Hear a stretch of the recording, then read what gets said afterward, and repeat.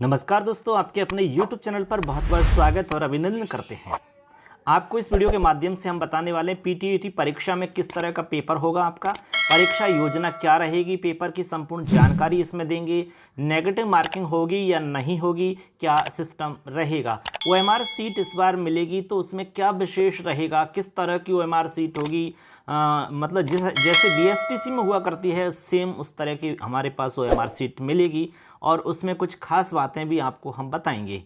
इसके अलावा शिक्षण अभिवृत्ति से रिलेटेड इसमें जो मुख्य बातें हैं वो भी चर्चा में आपको बताई जाएंगी दोस्तों। तो आज का जो वीडियो है बहुत ही इम्पोर्टेंट है, आपको ज़रूर देखना है और यदि आपके कोई दोस्त हैं जो पीटीईटी की तैयारी कर रहे हैं उन तक इस वीडियो को ज़रूर शेयर करें और चैनल को अब तक सब्सक्राइब नहीं किया है तो फटाफट चैनल को सब्सक्राइब करें और बेल आइकन को भी प्रेस कर दें जिससे कि हमारे सारे वीडियोस का नोटिफिकेशन आपको मिल सके। चलिए दोस्तों, आज की क्लास शुरू करते हैं। तो देखिए मित्रों, सबसे पहले हम बात करते हैं, हमारा जो बिंदु है परीक्षा योजना, यानी कि इसमें पेपर की संपूर्ण जानकारी आपको दी जाएगी। तो चलिए मैं आपको इसमें पेपर की जानकारी सबसे पहले क्लियर करता हूँ। देखिए दोस्तों, पेपर के बारे में हम जान रहे हैं, सबसे पहले आपको हम बता देते हैं परीक्षा योजना। देखिए परीक्षा योजना किस तरह की रहेगी ये जानना बहुत ही ज़रूरी है, ठीक है।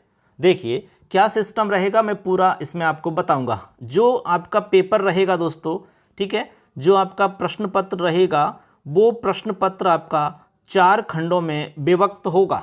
कितने खंडों में? 4 खंडों में विभक्त होकर के आएगा। सबसे पहला जो खंड रहेगा वो रहेगा मानसिक योग्यता। क्या रहेगा? मानसिक योग्यता। आप अच्छे से समझ लेंगे, मानसिक योग्यता का हमारा पहला खंड रहेगा दोस्तों, ठीक है। अब ये देखिए इसमें आपके टोटल 50 प्रश्न आएंगे। कितने? 50 प्रश्न आएंगे और आपका जो पेपर होगा उस पेपर के अंदर 1 से लेकर के 50 प्रश्न तक आपको ये वाले प्रश्न मिलेंगे मानसिक योग्यता से संबंधित। मानसिक योग्यता से मतलब है रीजनिंग, ठीक है। आपको रीजनिंग इसमें सॉल्व करनी होगी, इसमें थोड़ा सा समय ज़्यादा लगता है, ठीक है। मैं तो ये कहूँगा कि आप सबसे पहले रीजनिंग को नहीं करें क्योंकि रीजनिंग में समय लगता है, ठीक है ना, और हो सकता है बहुत सारे सवाल आपसे नहीं भी आएंगे। तो यहाँ पर जब पहली बार आप इस रीजनिंग को करने लग जाओगे और आपसे नहीं आएंगे तो आपका जो मूड है वो ख़राब हो जाएगा दोस्तों। तो उससे क्या होगा, आपका जो आने वाला और पेपर रहेगा, जो और आपके पार्ट होंगे वो भी आपके ख़राब हो सकते हैं क्योंकि ख़राब मूड में आप कोई भी काम करोगे तो ख़राब ही होगा। इसलिए आपको ये टॉपिक सबसे पहले नहीं करना है।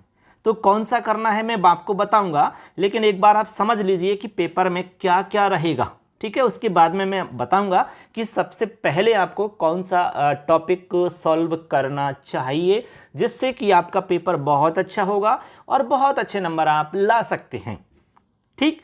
तो ये हो जाएगा हमारा पहला बिंदु। इसके बाद में 2 नंबर पे जो आएगा वो है दोस्तों शिक्षण अभिवृत्ति। देखिए मैं यहाँ लिख के बता रहा हूँ, शिक्षण अभिवृत्ति ये हमारा दूसरा बिंदु रहेगा। पेपर के अंदर आपके जो प्रश्न होंगे वो आपके टोटल प्रश्न होंगे दोस्तों कितने? 50 प्रश्न होंगे और प्रश्न जो होंगे वो होंगे 51 से लेकर के 100 तक। पेपर के अंदर 51 नंबर से 100 प्रश्न तक जो होंगे वो होंगे शिक्षण अभिवृत्ति से संबंधित, ठीक है। एक बार समझ लो पूरा। इसके बाद में जो तीसरा रहेगा वो रहेगा मित्रों, यहां पर मैं लिख देता हूं तीसरे में सामान्य जागरूकता। सामान्य जागरूकता मतलब जनरल अवेयरनेस, मतलब आप समझ लीजिए राजस्थान का जीके समझिए इसको। क्या समझ सकते हैं? राजस्थान का जीके समझ सकते हैं। टोटल इसमें 50 प्रश्न आएंगे मित्रों। कितने? 50 प्रश्न और ये होंगे आपके 101 से लेकर के 150 तक सवाल। 101 से लेकर के 150 तक जो आपके प्रश्न होंगे वो होंगे राजस्थान जीके की। किसके? राजस्थान जीके के प्रश्न होंगे मित्रों। क्लियर है? ऐसे आपको समझना होगा, ठीक। इसके बाद में हमारा एक लास्ट बिंदु रहता है इसमें, ठीक है। लास्ट में देखिए मैं लिख देता हूं यहां पर 4 नंबर पे। 4 नंबर पे जो रहेगा वो रहेगा हिंदी या अंग्रेजी। हिंदी और अंग्रेजी, ठीक है, ऐसे आप देख लीजिए। यानी कि ये आपका रहता है लैंग्वेज का, ठीक है। भाषा योग्यता से संबंधित आपके ये प्रश्न होते हैं और ये टोटल प्रश्न होते हैं आपके 50। कितने होते हैं? 50। इनकी जो संख्या रहेगी वो रहेगी 151 से लेकर के 200 तक आपको लैंग्वेज के प्रश्न मिलेंगे। तो इस तरीका से दोस्तों हमारा ये पेपर का पूरा सिस्टम रहेगा। इसमें 4 पार्ट हमने आपको बताए हैं, ठीक है ना। सबसे पहले मानसिक योग्यता, फिर शिक्षण अभिवृत्ति, उसके बाद में आपका राजस्थान का जीके, उसके बाद में हिंदी अंग्रेजी, ठीक है। और इनमें सब में सारे पार्टों में 50 प्रश्न होंगे। तो टोटल प्रश्नों की बात की जाए तो 200 प्रश्न आपके टोटल बनते हैं। अब दोस्तों आपको हम बता दें कि जिसमें एक जो प्रश्न होगा वो 3 नंबर का होगा। कितने नंबर का होगा? 3 नंबर का। तो नंबर की यदि बात की जाए तो टोटल हो जाते हैं 600 नंबर। टोटल पूर्णांक की बात करें तो 600 हो जाते हैं मित्रों, ठीक है। अब 600 में से आपको 400 से ऊपर यानी कि 450 के आसपास नंबर लाने होंगे, तभी जाकर के आपको बढ़िया कॉलेज मिल सकता है। अच्छा कॉलेज यानी कि आपके वरीयता के हिसाब से नज़दीक वाला कॉलेज, जिसकी आप रेफरेंस में स्टार्टिंग में रखोगे, वो कॉलेज आपको मिल सकते हैं। तो इस तरीका से दोस्तों हमने पेपर का पूरा शेड्यूल बता दिया कि पहला पार्ट आपका कौन सा रहेगा, दूसरा पार्ट आपका कौन सा रहेगा, तीसरा पार्ट आपका कौन सा रहेगा, चौथा पार्ट आपका कौन सा रहेगा। सभी पार्टों में 50-50 प्रश्न आपके आने वाले हैं, ठीक है। अब आपको हम बताते हैं कि पेपर जब सॉल्व करें तो सबसे पहले कौन सा पार्ट आपको करना चाहिए, ठीक है। मैं एक बार आपको यहां बता दूं, सबसे पहले मानसिक योग्यता हमने आपको बताई थी, मानसिक योग्यता। और सेकंड नंबर पे आपको हमने शिक्षण अभिक्षमता या अभिवृत्ति आपको हमने बताई थी। और यहां पर आपको राजस्थान का जीके बताया था। और लास्ट में आपको हिंदी अंग्रेजी हमने बताई थी, ठीक है। ऐसे अब मित्रों आपको इसमें सबसे पहले 2 नंबर वाला बिंदु करना चाहिए, यानी कि शिक्षण अभिवृत्ति के जो प्रश्न हैं वो सबसे पहले सॉल्व करने चाहिए। यदि आप ऐसा करते हैं तो निश्चित रूप से आपके नंबर अच्छे आ सकते हैं, कोई इसमें डाउट नहीं है। ऐसा इसलिए है क्योंकि शिक्षण अभिवृत्ति में जो प्रश्न होते हैं वो समझ पर ज़्यादा आधारित होते हैं और सरल होते हैं। कहने का मतलब ये है, इसमें एक सिस्टम होता है। वो क्या सिस्टम रहता है मैं उसको भी समझा देता हूँ। देखिए शिक्षण अभिवृत्ति, शिक्षण अभिवृत्ति, इसके अंदर क्या होता है, जो 50 प्रश्न आपके आएंगे दोस्तों, जिसमें ऑप्शन ए, बे और से और दे, यानी कि 4 ऑप्शन आपके इसमें आते हैं। देखिए प्रत्येक प्रश्न में 4 ऑप्शन आपके मिलेंगे। तो इसमें देखिए चारों ऑप्शनों के नंबर फिक्स हैं। एक ऐसा आंसर होगा जिसके 3 नंबर होंगे, एक आंसर ऐसा होगा जिसके 2 नंबर होंगे, एक आंसर ऐसा होगा जिसका 1 नंबर होगा, एक आंसर ऐसा होगा जिसका 0 नंबर होगा। यानी कि चारों ही ऑप्शन के आपके नंबर हैं। 3 ऑप्शन तक आप मान लो कि आपको नंबर मिलने वाले हैं और एक ऑप्शन ऐसा होगा जिसमें आपको 0 मिलेगी। अब 0 वाले से तो हमें कोई लेना देना नहीं है, लेकिन जो 3 हैं उनमें से आपको वो वाला ढूंढना है जिसमें 3 अंक आपको मिलने वाले हैं, 3 अंक वाला। तो 3 अंक आपको उसमें मिलेंगे जो सबसे ज्यादा सटीक आंसर होगा, जो सबसे ज्यादा व्यापक आंसर होगा, जो सबसे ज्यादा सही आंसर होगा। उस सबसे ज्यादा सही जो आंसर होगा उसमें 3 नंबर मिलेंगे। उसके बाद में उससे थोड़ा सा कम सही जो होगा उसके 2 नंबर मिलेंगे, और उससे भी जो कम सही होगा उसका 1 नंबर, और उसके बाद वाले के 0 नंबर मिलेंगे। तो आपको दोस्तों इसमें 3 नंबर वाला आपको चयन करना है, किस आंसर के नंबर 3 मिलेंगे। यानी कि आपको अच्छे से पढ़ना है, समझना है। इसके लिए आपको प्रैक्टिस करनी है पुराने पेपर से, पुराने प्रश्नों को देखना होगा। पुराने पेपरों में आप देखोगे, अभ्यास करोगे तो निश्चित रूप से आपकी समझ विकसित होगी कि यार 3 नंबर किस तरह से हम ला सकते हैं।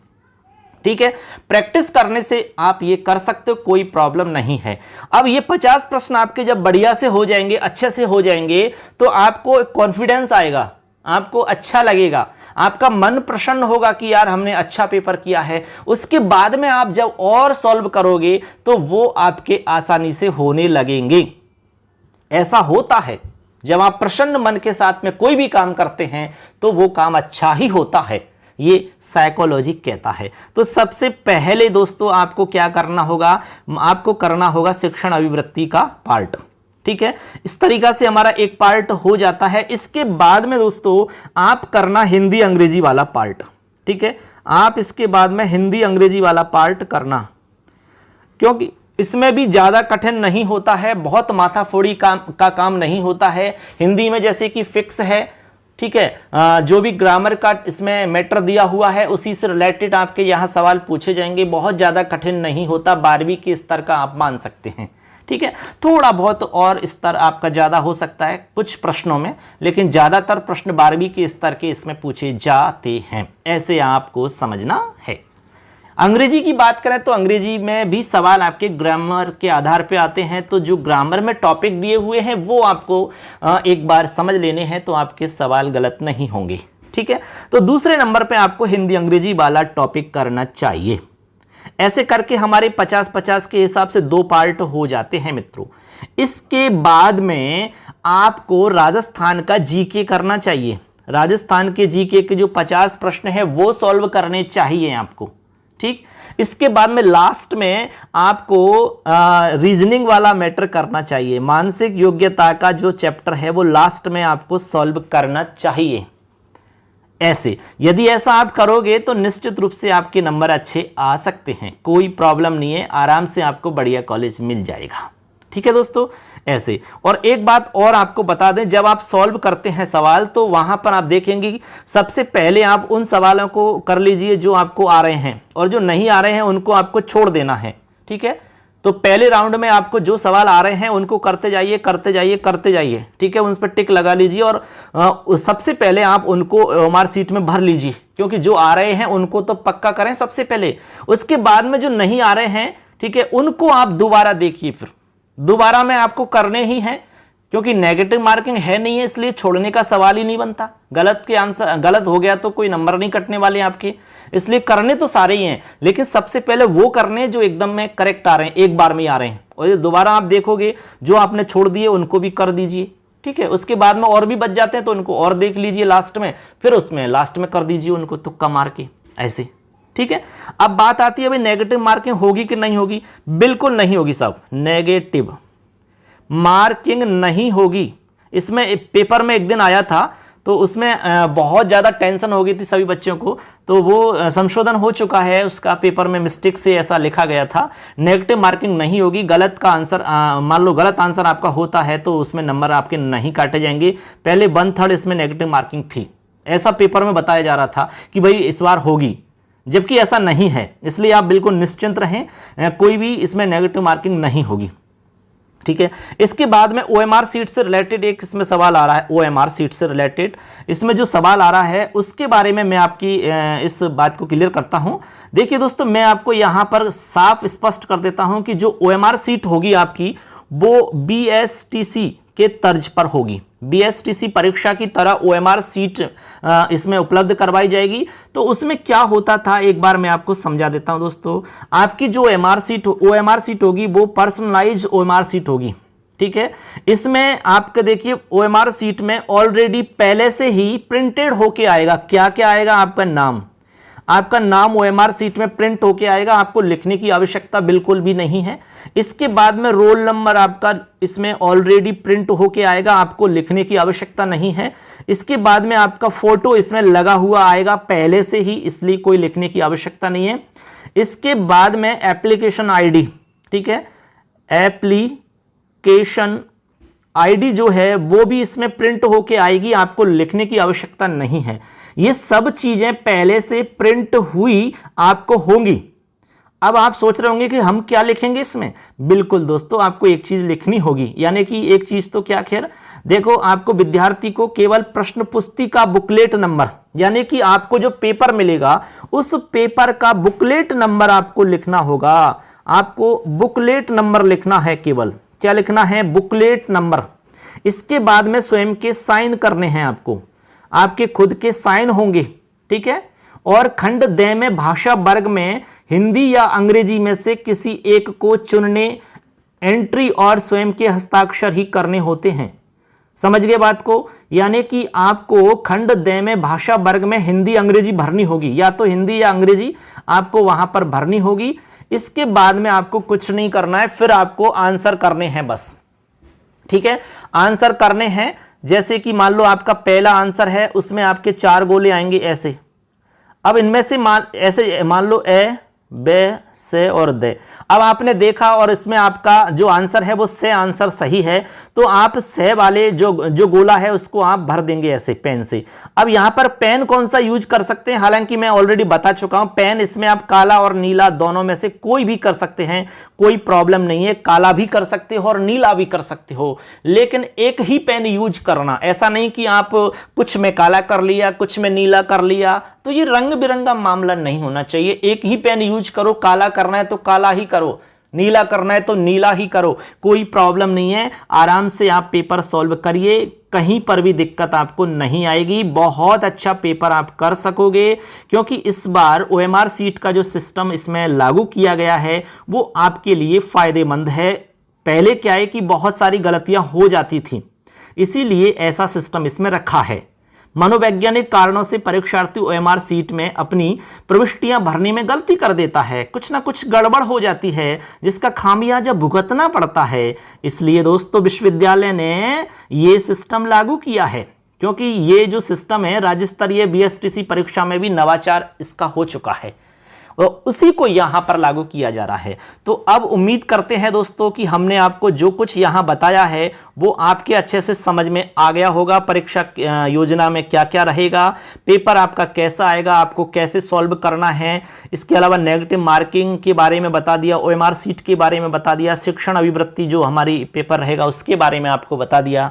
ये वीडियो बहुत ही इंपॉर्टेंट है आप सबके लिए जो PTET का पेपर देने जा रहे हैं। तो आप इसको अच्छे से देखिए और वीडियो को लाइक करिए, और अच्छा लगता है तो अपने दोस्तों को भी शेयर करो, जिससे कि उनको भी फायदा मिल सके। यार आपके एक शेयर करने से किसी का भला हो सकता है, तो आप एक छोटा सा काम कर सकते हैं और चैनल को सब्सक्राइब जरूर करें, क्योंकि आपको और जो इंपॉर्टेंट वीडियो होंगी उनका नोटिफिकेशन आपको तुरंत मिल सकेगा। सबके लिए धन्यवाद, अग्रिम बधाई।